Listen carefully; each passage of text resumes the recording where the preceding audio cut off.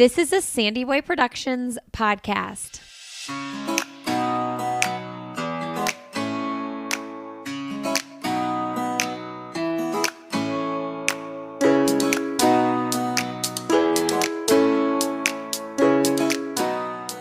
Hey everybody, welcome to Why Is Everyone Yelling with Lindsay Hine.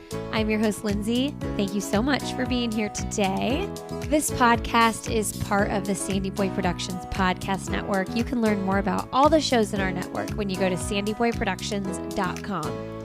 Today you're listening to episode 67, and my guest is Michelle Icard. Michelle is a speaker, author, and educator who helps kids, parents, and teachers navigate the complicated social world of early adolescence. Okay, I don't even know how I found her, but I found her and read her book, her newest book. It's called 14 Talks Before Age 14. That guides readers through the 14 essential conversations parents need to have with their kids before they start high school. Wow, this book is great. It talks to you about the simple conversations, or at least conversations that you think will be simple, to the really big, what you think might be really hard conversations. The book covers hygiene, alcohol, sex, reputation, friendship, freedom. So many topics in this book that I was underlining. I read it on my Kindle, so you can choose to go back to pages. And then I was taking notes on my notes app on my phone.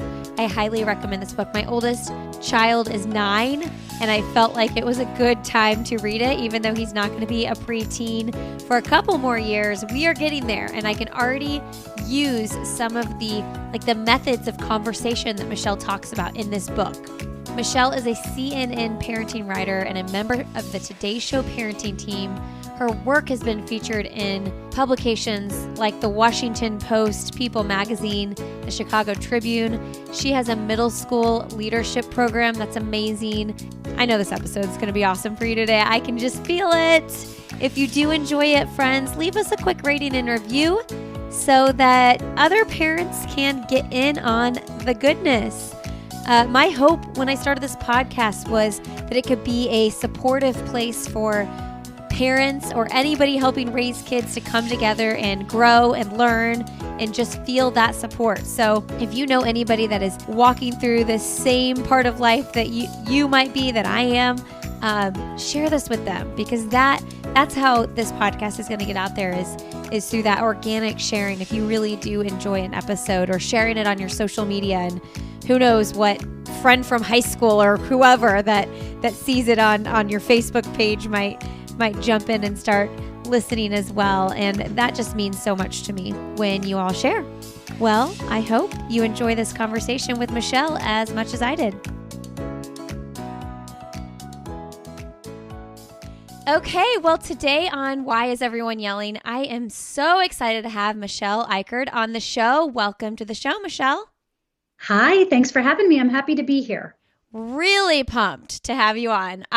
When I had this vision of this podcast, I wanted it to be this healthy mix of everyday parents, and then also parents that brought some expertise into different topics into the show. So it could be casual, but also let's learn something. And so today we're going to do a little bit of both. So thank you for being here. Yeah, that's my vibe. I like to keep it really casual. I don't want to stress anybody out, but I do also like to share really good nuggets of information. So I'm here for all that. Okay, so first of all, we're talking about tween and teenage years today. And I just want to get started by you sharing what in your life happened, or what made you interested in this topic before your kids even entered that phase of their lives? It's such a funny question. What happened to you? What made you like this really weird so hard? Yeah. So the short answer is the professional answer is I'm really interested in this phase of life, early adolescence in particular, because I think it's the time when we go through the most robust change. I call this time of life the middle school construction project, because it's the time when each of us begin to build what we need to become adults. And that is an adult brain, an adult body, and an adult identity. And to me, I'm like geeking out on how exciting all those changes are and how awkward and weird and fun and like they're all over the place. The more personal answer is I hated middle school. I had a really bad experience. And I was always kind of raw about it, even as an adult. I didn't know why it stuck with me for so long. I talked with other women who had the same feelings about middle school, like you couldn't pay me enough to go back. And I thought that feels broken. That feels like a real broken part of society. And I was interested in diving into the research and trying to make it better for the parents of kids who are going through it and the kids themselves. Yeah, it's such a hard phase for the kid. I mean, I remember how hard it was. I remember girls, making up rumors and getting in fights for no reason. And I look back and think about how stressful that time was for me. And then also as adults, I mean, truly, we look at these kids and we think, oh my gosh, what are they doing? So I think as parents, my oldest is 9. What I really want to do is be able to have this understanding relationship with my kids while they're walking through those awkward, weird times. They don't really know why they're feeling the emotions that they're feeling. So I guess let's just start with when our kids are a little bit younger, which is one reason I was so excited to read this book now. Felt like, man, I'm probably going to want to revisit this in a couple years, but I am really arming myself with some good information. And I'm already seeing some of these things you talk about in the book with my 9-year-old, as far as his relationship with me. So what are some things we can do when our kids are a little bit younger to prepare ourselves and to prepare them for those stages they're about to walk through? I love the question because we do have this sort of urge to prepare the path for our kids and to prepare ourselves for what they're going to be going through. The answer is going to be a little duplicitous. On the one hand, I think doing exactly what you did, reading ahead. That's how I was. I was constantly reading things and trying to have an intellectual understanding of, okay, this is what's going to happen in their brains. This is why they're going to behave a certain way. This is why the girls are going to start spreading rumors. I wanted to understand that from a sort of social developmental point of view. So being prepared intellectually is one thing. And as you know, that all goes out the window the moment your kid is suffering or they make a mistake or they cause someone else to hurt, then it becomes a highly emotional thing. So I think what you can do is begin to practice some of the communication skills that are in the book and also some self-care, because as your child enters this phase of life, they're going to start pulling away from you. And as much as we want to walk next to them and prepare them and guide them, their job is really to practice becoming independent. So it's just a terrible paradox that the age at which we really want to tell them what's going on and share our wisdom and guide the way, they want nothing to do with us. So practicing kind of radical self-care in the sense of, doing things you're interested in, not making your child your hobby and your world and your everything is going to be really helpful to both of you as you arrive there. Okay. First of all, the book we're talking about is 14 Talks Before Age 14. Definitely pick that up. And I love that. I think I heard you say one time before, something around this topic, and you suggested parents get a hobby, right? That's my number one piece of advice. When parents have a kid going into middle school and they say, what should I do? I say, get a hobby. Because it's true. I have to read this piece from your book really quick, and then we'll kind of talk about this topic specifically. Sometimes making your tweens' world smaller is the best way to keep them safe. This is not a book that shrugs off discipline and boundaries, but sometimes parents resort to the shut it down approach because they feel they lack other viable options. They don't trust that their kids will make smart decisions, so they deny them any opportunity to make any decisions. The irony is kids don't learn how to make smart decisions without practice. Given that kids need to have experiences, good and bad, to learn from, the best thing a parent can do is help them evaluate, process, and reflect on what works and what doesn't. Okay, I love this. I just had a conversation with, I guess we'll call it an everyday mom interview, and her oldest is a sophomore in high school. And then she's got a middle school and a late elementary.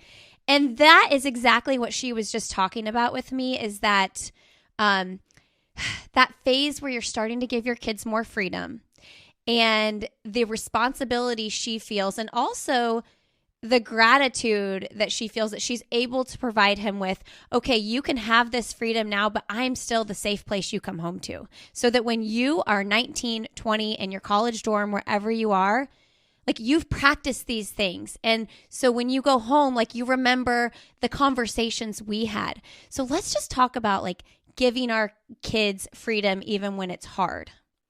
Right. So in the book, I call this the process of transitioning from being your kid's manager to their assistant manager. And what happens in your child's brain at the time that they're sort of going through early adolescence and all the way through really those college years. And lots of people have heard sort of basic brain research, but it relies on this idea that the prefrontal cortex is restructuring during those years. That's the part of the brain that's responsible for critical thinking and decision making and all the stuff you want your kid to be really good at, impulse control, all of that. While it is undergoing construction, the emotional center of the brain steps up to be kind of the manager of the shop. It's making the decisions very impulsively, very emotionally. We all see this happening.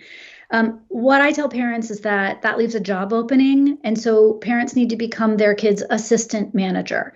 If you become a micromanager, it backfires. And I think all of us can relate to having been micromanaged by a parent or a boss or a teacher and a sibling, and it really doesn't go well. So what I ask parents to do is think about the worst boss they ever had, come up with a list of qualities that made that person a terrible boss. It's usually things like they micromanaged me, they were over emotional, they weren't a clear communicator. Flip that list and you have a really good job description for yourself. You become your child's assistant manager, which means, to your point, they're going to make a lot of mistakes. They're going to make messes. And instead of sweeping in to clean them up, you ask questions. You help them process. Why did that happen? How did that feel? What could you do differently next time? And this is how you train your kid to get better and better at these things that we want them to be really good at once they're grown up. Yeah, I think that one of the greatest hopes as parents, most of us have, is that we want to be the person our kids come to, right? Like when they're at a party and like they're like, whoa, I am not comfortable with this, but I'm going to be embarrassed if I have to go home. I mean, I distinctly remember being it was 7th or 8th grade, and I went to this party and I knew that some of the girls were going to be smoking weed. And I knew I had a couple friends that probably weren't. And I was like, okay, I'll be good because I'll have the girls that I know are safe. Well, the safe girls ended up doing it too. And I felt so comfortable just calling my dad and saying, I just need you to pick me up.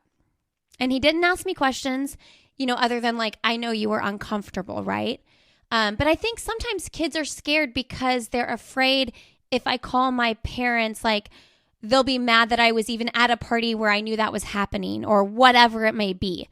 So I guess I'm most curious to know how we can instill relationships with our kids that make them want to come to us, when they're 16 and when it's embarrassing and when they know they did something wrong, but like we are the safe place. How do we help them to know that we are the safe place? That is such a great question because you can say it, but you have to really model it. You can say, I want you to call me if you're ever in trouble. But when they call you, if you were then jumping to, well, who was there and what were they doing? And I need to let the other parents know that was going on. Then instantly your kid is like, okay, that was the last time that I'm ever going to do that. So it can happen. That breakdown can happen in a grand way like that, where it's a failed experiment. The kid called and it didn't work out well. And it can happen in micro levels every day when your reaction to your child feels like a judgment. And I say feels like because oftentimes we don't realize it. We aren't really being judgmental in our hearts, but our kids perceive it that way. And I'll tell you one of the very best things that we can do as parents to make sure that doesn't happen. It's going to sound so silly, but this is the parenting advice that I get the most feedback on from parents. I call it having a Botox brow. You probably read about it in the book. But because of the way that their brains are developing, again, the part of the brain that's responsible for reading facial expressions doesn't get used by kids to read facial expressions until they're really in their 20s. So starting from 11 on, they're using the amygdala, the emotional center of the brain, to look at your face and decide based on looking at you how you feel. So there's a really cool study that sort of brought this to light, that they use a different part of the brain than adults do. Adults can look at someone's face and most of the time get it right. That person's mad. That person's fearful. That person's worried, whatever it might be. Kids are not good at that. So when your child comes in the door and it's a very sort of minor experience, you're cooking or you're doing an email and you turn to them and you say, "Oh, hey, how was your math test?" And you crinkle up your forehead when you ask them because you're focusing or you're concentrating or whatever it is.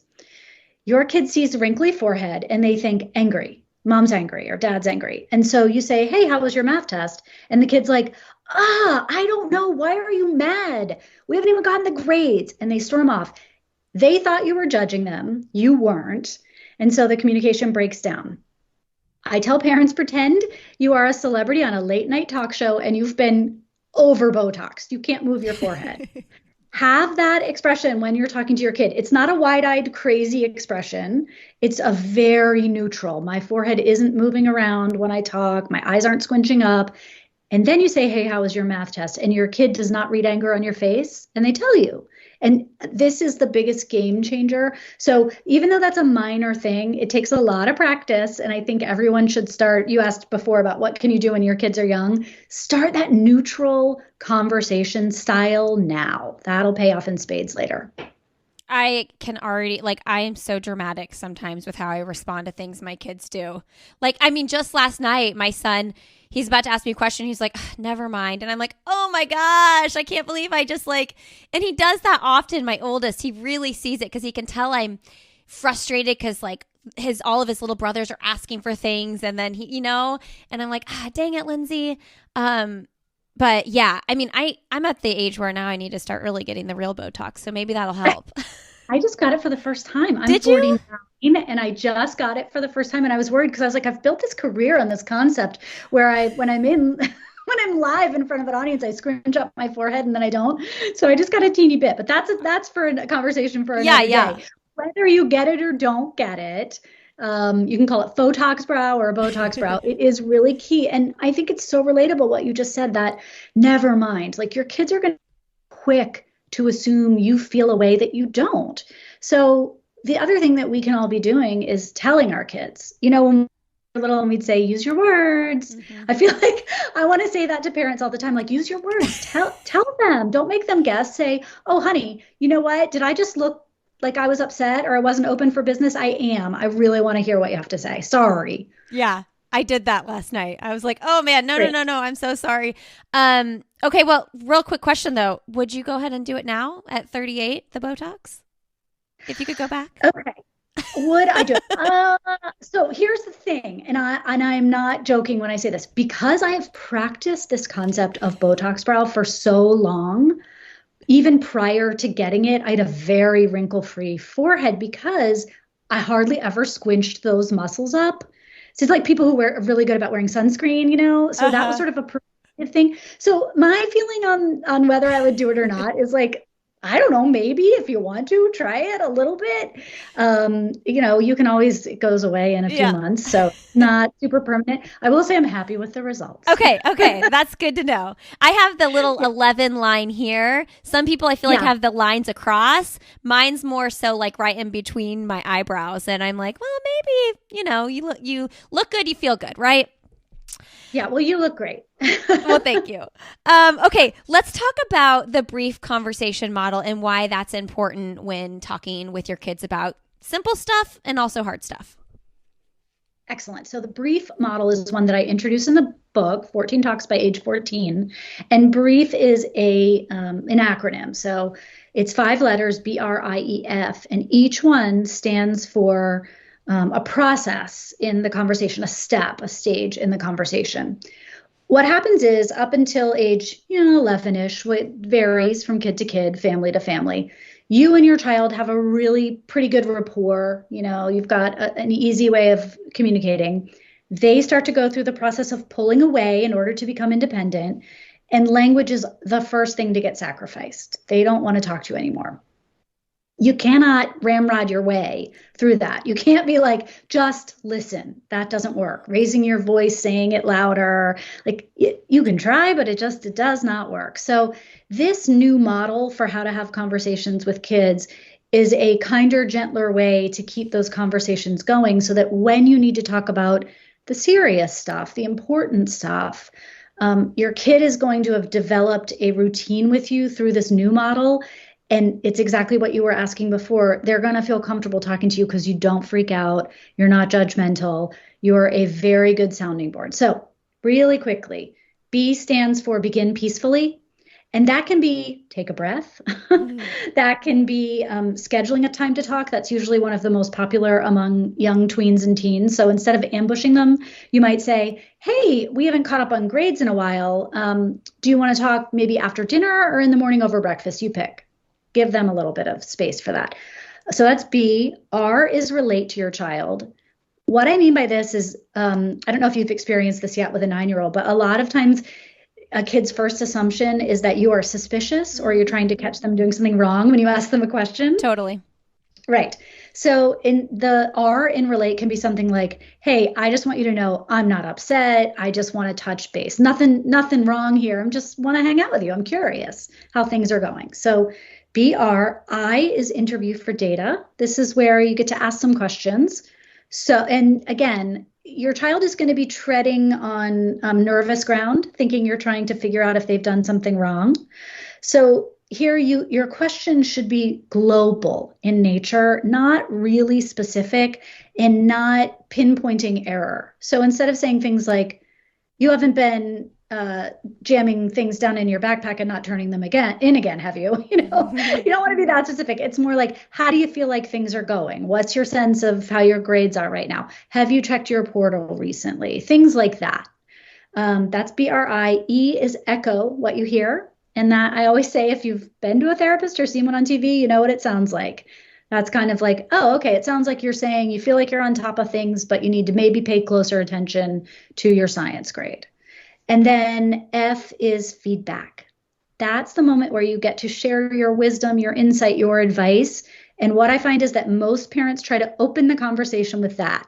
They think, I've got about 10 seconds before my kid picks up their phone or rolls their eyes or their eyes glaze over. So I'm going to jump in with the advice. And kids don't like that and they tune it out. But if you warm them up with B.R.I.E., they're much more receptive to F, feedback. So good. You mentioned the feedback part and it got me thinking. There's one of the chapters, I don't know what the actual chapter is called, the overarching theme, but one of the things you talk about is leaving room for like creative thinking and play and things like that. I guess you don't necessarily call it play once they're tweens, but I'm still in the play zone here with my little ones. And I believe, I'm not going to quote this exactly, but I loved it so much. You said something along the lines of, nothing will kill a creative idea more than a suggestion, right? So, let's talk about that a little bit. Yeah, so I know exactly what you're talking about. So the book covers 14 essential conversations to have, and some of them are the ones that you'd imagine, the big thorny ones, the drinking and some of them are essential because they are components of a really happy, healthy life, and creativity is one of those. So this is the chapter on talking about creativity and how when your kids are little, they do a lot of creative play, like they're drawing with chalk or building forts or, Legos, whatever it may be. And in early adolescence, creativity seems to just die. And we don't know why. We're like, why are they just staring at a screen all the time? I wish they would go outside or use their hands or do something meaningful.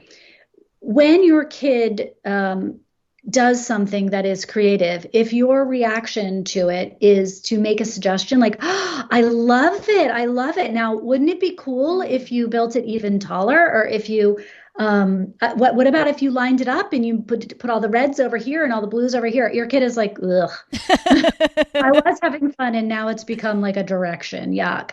So you want to be cautious about that. And then just kind of generally, as your kid is becoming an adolescent, creativity and even play do not die, but they really do shift. A lot of it shifts to their inner project. So, for me, it was like hours on trying to get my bangs really spiky when I and that was creative and that was play for me. And I loved it. I'm sure to my parents, it looked like a total waste of time, but I was really exploring and that was fun. So I would say for parents to also be cautious about what they label as not play and not creative and to give it a kind of a broader space for their kids. I was just thinking about this with like video games for my kids recently. Because I get frustrated if they're on too much, right? Like I want to have limits with that. And I realized something. I totally project my frustration with me being on social media too much on them. If they're playing a video game for 30 minutes or an hour, whatever the time is, depending on the day. And it's like, maybe it's not so bad that they're playing Minecraft right now, but I'm frustrated because I'm like, I don't want their heads in their video game for so long. But really, I think I'm like annoyed at myself for scrolling for so long, Yeah, I think that's really wise. I think so often what we worry about or criticize in other people is a reflection of what is taking up space in our own brain. So, the people who are the first to comment on someone else's body are the people who have internalized some real body shame or body hatred or body confusion, whatever it may be. And I try to remember that when I get a comment from someone that feels off the mark or hurtful or something. I'm like, I guess that's taking up a lot of space in their brain to cause them to have to talk about that. So I think it's smart for us as parents to evaluate what's taking up space in our brain and why. And in terms of video games, I will tell you, I am one of the parenting authors out there who's a fan. I like them. I don't think screen time is particularly awful. I know that for some kids, it can be a trigger to disruptive behavior, but with just painting with a broad brush, and especially during a pandemic, I am not going to fault any parent for lots and lots of screen time. And I think it can be a creative space, and it can be a real communal space, and it can be a real refreshing space for people. Yeah, and we have lots of episodes on that topic, but just to hammer it home a little bit more for if you people listening haven't heard those, it's like setting the expectations ahead of time is like just one of the things that I have really, really tried to work on with the video games and things like that, because if they have that expectation before, it's a lot easier to say, okay, your time is up, rather than just like ripping it from their hands. Yes, no one wants to be ambushed. Hey everybody, a quick break here to let you know that I am a running coach. I don't know if anybody here knows that, but I first started podcasting back in 2016, and I host a running podcast called I'll Have Another with Lindsay Hine, and that show is where I interview professional and everyday runners. Well, that show got started because of my lifelong passion for running. I have been running marathons since 2008. I've run 16 marathons, and I've coached dozens of athletes to Boston qualifying times, breaking 4 hours in their first marathon, running their first half marathon, and I have devised some really cool training plans. I have 14-week half marathon training plans and 18-week marathon training plans. If you have thought, hey, I'm ready to train for a marathon or a half marathon or do something challenging like that, I highly encourage you to go check out these plans. They are very comprehensive and detailed, and I put a lot of heart and soul into them and just lots of years of experience poured into these plans. When you go to lindsayhine.com, there's a tab for training plans, and you can check those out there. I also coach runners, so if you are interested in a coach for an upcoming race, I'm your girl. You can email me at lindsay@sandyboyproductions.com. And for those training plans, listeners of this show can get $5 off. Just go to lindsayhine.com, click on the training plans tab and use the code Lindsey5. That's LINDSEY 5. All right, friends, back to my conversation with Michelle.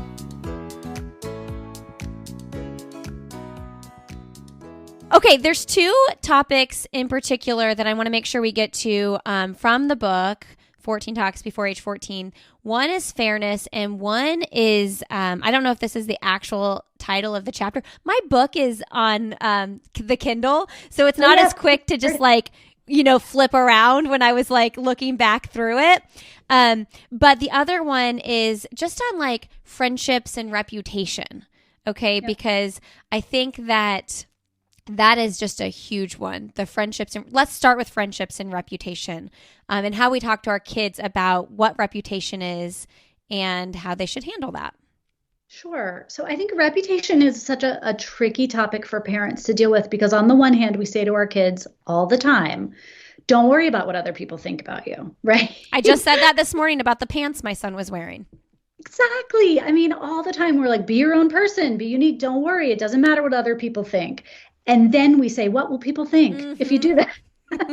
Don't behave that way. What will people think? Don't be seen in that out in public. What will people say? So we are sending a very mixed message about reputation. I think the most important thing we can do is think about that as parents, and just sort of marinate in, what message am I sending my kid?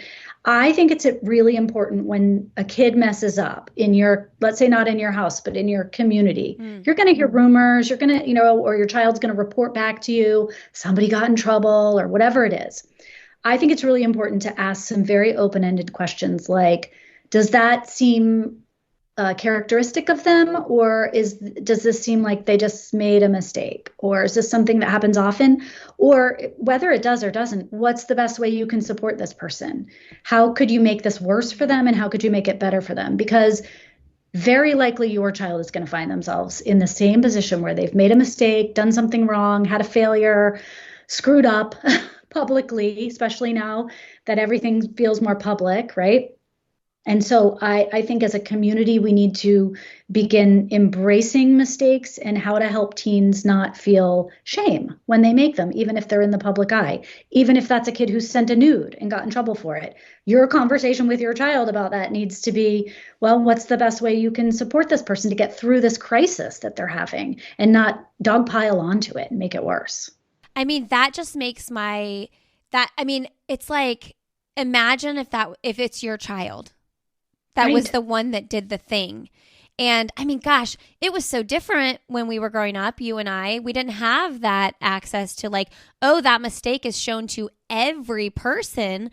But I think back and I remember the moms who were gossipy about the stuff. And it's like, man, I don't ever want my kids to think I'm playing that game, And I love the idea of, instead of being like, well, you better never hang out with that kid again, saying, how can we support that kid? Everybody screws up. That's right. And the answer may be as simple as, well, I'm just not going to talk about it with other kids, or I'm going to be sure if I get forwarded something, I'm just going to delete it. I don't want to put the pressure on little kids to have to stand up in big, bold, public ways in defense of other people, because they can draw a target towards them. And some kids are good at it. They can do it. And some kids are very afraid of that. And I don't want to push them past their comfort level. But everybody can do small things. Everybody can find what their comfort level is. They could say, if a kid's being teased, rather than speaking up in front of the bully, they might approach that child later and say, I saw what happened to you, and I'm so sorry. What that person said wasn't right. That's a great comfort to the child who's been made fun of, if you feel that you can't in the moment speak up and say something. So I'm with you. I think there are lots of little things that we can be doing to break down that rumor mill, the gossip, and to be more supportive of kids who really need it. And they're just kids. Yeah, I want to focus in on that just a little bit more, because I think that we do feel like, well, why didn't you stand up for him? Why didn't you say something? And we don't realize what that pressure is. We don't realize that they might be scared that then they'll be ostracized or whatever. So I love giving them the freedom to feel like there are more than one way to stand up for someone who isn't being treated nicely. That's right. Everybody has a little bit of power. You might not feel like you have a lot of power, especially when you're 12 and everything is very precarious and you're changing in so many ways. You kind of don't know who you are. But everybody has a little bit of power and they can figure out their own comfort level in using that. Okay, our kid comes home and they're super sad and crying or whatever it is because the friendship isn't working out. Bad things are happening with the friend circle. What do we do? I cannot tell you how common this is. So what I want every parent to do is to normalize friendships ending. And I love that you asked me at the start of this episode, what can we do with our younger kids to prepare them? And this is one of the things we can do. We can start talking about the fact that friendships don't always last forever. I think we put a lot of pressure on kids that way, but I wouldn't expect anyone to be dating their first boyfriend or to still be friends with their first best friend. The stat is that 1% of friendships made in 7th grade last through high school. Wow. 1%. 1%. And we act like once you have a friend, to be a good friend, you better keep that friendship alive forever, or what's wrong with you? So when your kid comes home and they're crying and they're sad, the first thing that you can say is, this must be really hard. I think you should take some time to feel what you feel. It makes a lot of sense to me. And I want you to know most friendships go through an end. Most friendships don't last forever. It's very normal for this to happen, even if it is painful. So acknowledge the normalcy of it. I think that's huge. And then your child will tell you what they need. You can ask them. So would you like some time alone? Would you like to sit with me and cuddle and watch TV? Would you like, kind of immediately, what's going to soothe you through this? Do not call the other parent. There is zero need to get involved. It is not helpful to your child in learning how to navigate relationship changes. It most of the time will position your child as a sort of tattletale who will get that heat and that feedback socially in another way, in a bad way. So being supportive and empathetic, offering, ways that they can soothe themselves or you can help them do that. And then creating opportunity for them to meet and connect with other people is going to be huge. I love that you don't have to call the other parent. No. I mean, from a young age, parents be getting involved with this way too much. Just, really the little fights on the playground when they're 6. I mean, it's just, it's almost, I don't know if the right word is over parenting or what not, but yeah, I mean, and you can get sucked into that real quick. You can, and there tends to be this sort of moral fervor around it, like, well, we have to protect the kids, and it's my job to keep the kids safe, and I've got to make sure. And the truth is that when you step in and you try to micromanage social situations, you are doing a huge disservice to your child. They have to learn how to cope with feeling badly, to cope with heartache and breakup and things that will happen later in life, lots and lots of times, losing a friend, losing a job, losing a whatever, a partner. So they've got to develop their own coping skills and figure out then how to reconnect with other people. I absolutely want parents to be kind and supportive, but not to socially engineer and orchestrate those things. Yeah, because if we're fixing everything now, what in the heck are they going to do when they That's grow right. up? These are the kids who I'm in several parenting groups online, and many of them, my kids, I started doing this work when they were 2 and 4, and they're now 19 and 21. So I'm in some college groups, right? And it's shocking the number of parents who are like, how do I get in touch with a professor to complain about a grade? And I'm like, go! You don't! That's the answer. You don't. But these are the perma-fixers who are like, but my child's not comfortable doing it. And they have to get comfortable. And the sooner you start, the better, because it takes a long time. I mean, adolescence is a good 10 years for a reason. It takes a long time to practice this stuff. Okay, we're going to briefly talk on fairness. And then I want to ask you a question about how you're handling like your kids being adults now. Okay. Fairness. This is something, if you have multiple kids, that you are dealing with from a very young age. Just yesterday, I took my younger two to a toy store and bought each of them a toy simply because I wanted to and because the younger one finally used the bathroom at school, and I felt like that was a really big freaking deal. And I went and got them like a bag of chips, and I was like, you know what? I also want to get them a toy, so I'm just going to do that because I can.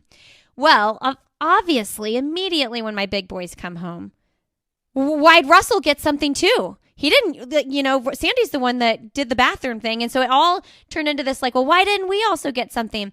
And my husband and I have been very, very like honed in on this isn't all ever going to be fair.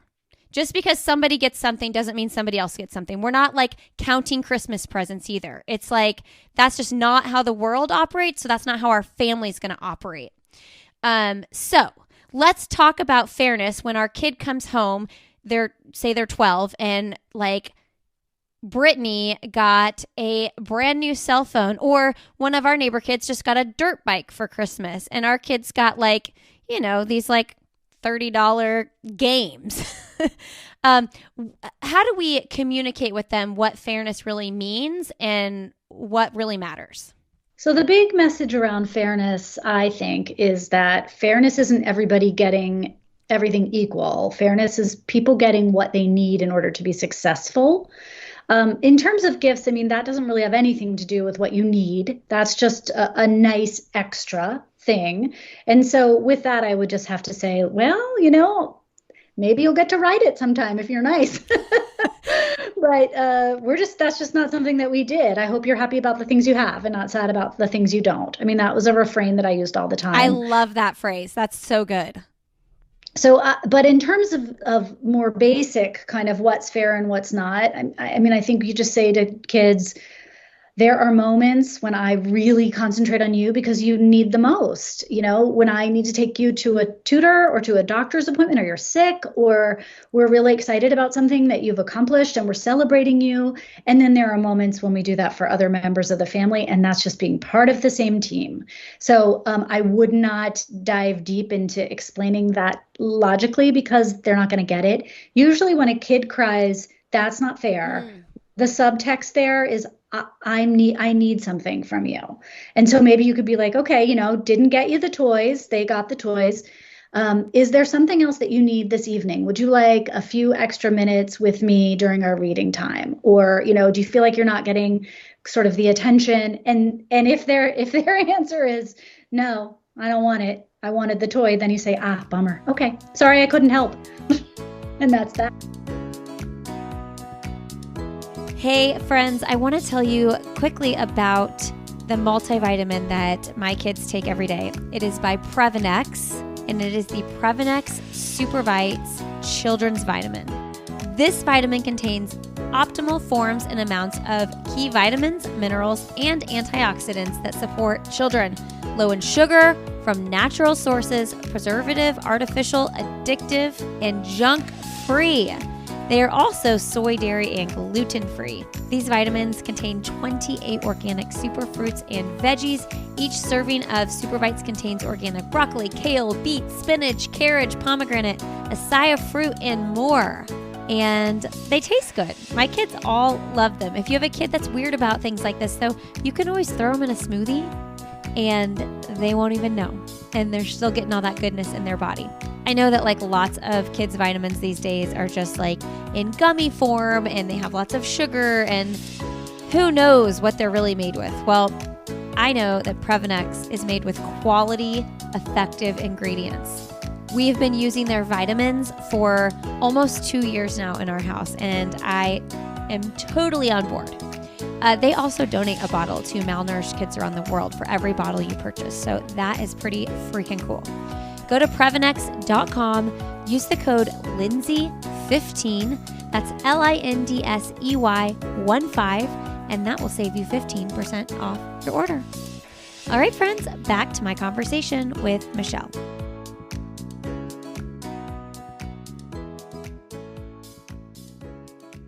Tell me your thoughts on parents saying, and I am guilty of this, I don't know if it's good or bad, life's not fair. Yeah, I think it's true. Life's not fair. I think it's a bummer sometimes when you want to get more out of it as a child. If you truly are like, I have a need that's not being met, then that's a real bummer to hear back, because sometimes you want to get to why your kid's throwing the tantrum or having that reaction. And so I think life's not fair is accurate. And in some instances, it may be appropriate to say and your kid is quiet about it afterwards, probably if they're having a real emotional response to something and you say life's not fair, it's not going to help. Because if I were having an emotional response to something and my husband said, oh, life's not fair, I'd be like, you were supposed to drink wine and listen to me complain. Like, totally. So the better response, if you really want to get them to calm down, might be like, tell me more about why you're upset. I love the idea too of like putting ourselves in their shoes as an adult. Like, how would we respond to this? And our prefrontal cortex is fully formed. Exactly. Okay. So you guys need to just get this book because there's just no way we could have dove into all the topics because like we mentioned, there are simple basic topics, but also like Michelle dives into alcohol and sex and so many other difficult conversations that we need to be having with our kids. Because if we don't bring it up, don't think that somebody else isn't bringing it up, right? That's exactly it. They're going to talk about it, whether you're in on the conversation or not. So make yourself a seat at the table. Okay, Michelle, you mentioned your kids, 18 and 21? 19 and 21. 19 and 21. Tell me, as someone who has really focused their life on the tween and teen years, from before your kids were even near that, and now they're out of it. How does that feel for you, and how are you dealing with being an empty nester? It is a triumph. I love having older kids. My friends tell me all the time that I should be the poster child for empty nesting because I am having a blast. I love my older kids. They're fun to talk to. They were just home for a month and we just did so many fun adult things together, which was great. But I also love when they're gone. I love knowing that they're out there at the beginning of their adult lives, exploring and celebrating and stumbling around. And that's where I wanted them to be. And I got a hobby early on. And so I've kept up with it. And I like having the perfect quietness of the house to write in. That's really big for me. So if anybody's worried about an empty nest, don't be. It's beautiful. I love it. We eat what we want for dinner when we want. It's so good. I feel like I'll be really sad. And I'm like, why am I preparing for this mentally when my oldest child is 9 and my youngest is 3? Well, I mean, it goes by quickly, I will say, and it's a good thing to think about. I wouldn't worry about it. I think that this is life. This is the way we morph and change. And if you can get good with transitions, which you will with 4 kids growing up, then this will just be one more transition. And then the next thing is when they, bring a partner home, or maybe they start families of their own. And I'm very excited about that. Not to sound like a crazy person, but no, I already feel like that, which is ridiculous because I'm just now getting out of diapers. I'm like, the only thing I can imagine loving more than your own babies is your grandbabies. Oh, trust me. There was an SNL skit about that recently. I don't know if you saw it. They were trying to get these, it was an ad for Bed Bath & Beyond. And they're like, what do you want this year for Christmas? Asking the women there. And they were all like, grandbabies. And it's like, obviously you don't really want that anytime super soon. But like you just like instinctually think like that. Yeah, some of us. With a 21-year-old and a 19-year-old, I'm like, in the next 10 years, it's reasonable to imagine that kids could be starting families, or maybe they won't. I don't want to put that on them. Maybe they won't. But yes, I think about it. I love it. Okay, so let's wrap up with end of podcast questions here. What is something professionally or personally that you have not done that you would like to do? Okay, so my husband and I, as part of our empty nesting thing, are thinking a lot about buying a little piece of land in the mountains and putting a container home up there. So this is taking up a lot of the free space in my brain, is just getting really excited about what it would be like to have a little mountain home. And you, by the way, I live in Raleigh and you live in Charlotte, so we're fairly close. Oh, so you can come visit it. Yeah, I'll come to the container home for sure. Well, and that is time consuming. Super time consuming, but it's fun for us to be like, this is a project for us, like a joint activity. So we're excited about that. And what was the hobby you said you picked up? Writing. It was writing. Although this past year, my hobby has been yoga. Oh, nice. Nice. Yeah. Do you love it?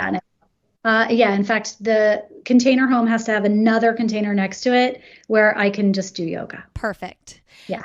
What is the best, most recent book you've read? The Sentence by Louise Erdrich. Do you know her? Mm-mm. She wrote The Roundhouse. Okay. She's amazing. She's Native American, and she read this book is about, she's very funny, is about a woman who is incarcerated, gets out of jail, gets a job at a independent bookstore, only to discover that the bookstore is haunted by their most annoying customer after she died. Oh my gosh, that sounds amazing. It's so good. Do you have a kid's book or like a teenage book that you recommend? Well, I love YA, and I love the book Frankly in Love for kids who are into YA.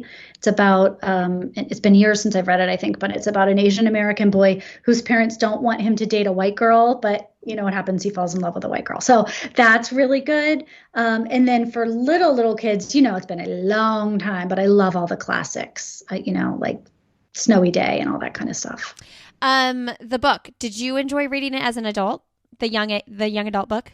Oh, yes, I read it and I loved it. And I've passed it on to like 4 friends. It's Okay. very funny. It's very funny. Okay, I want to read that. Mhm. 2 more questions. What is a trip or some sort of adventure you've done with your family that you would recommend?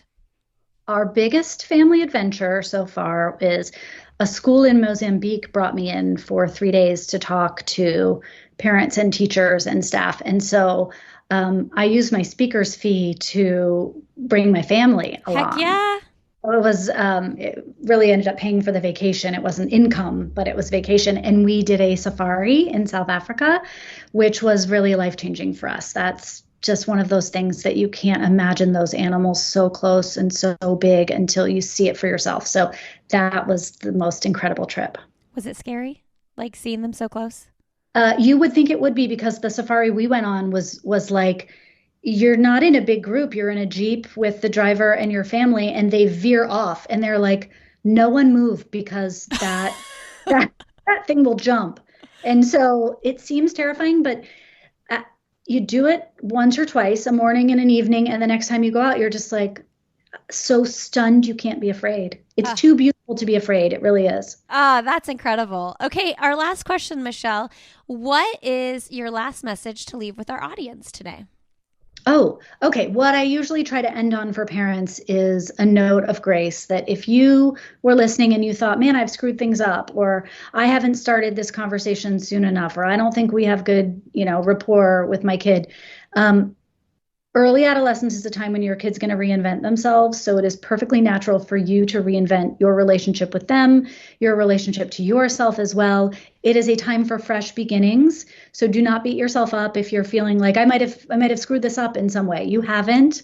And it's always a great day for a fresh start. Beautiful. Thank you, Michelle. Thanks for having me. This was a fun chat. All right, everybody. Thanks so much for being here today. Thank you, Michelle, for coming on the show. What an honor to have you on the podcast. You all can learn more from Michelle. She is Michelle Icard on Instagram. That is Michelle with 2 L's, Icard. You can also find her online, michelleicard.com. Definitely go check out that book, 14 Talks Before Age 14.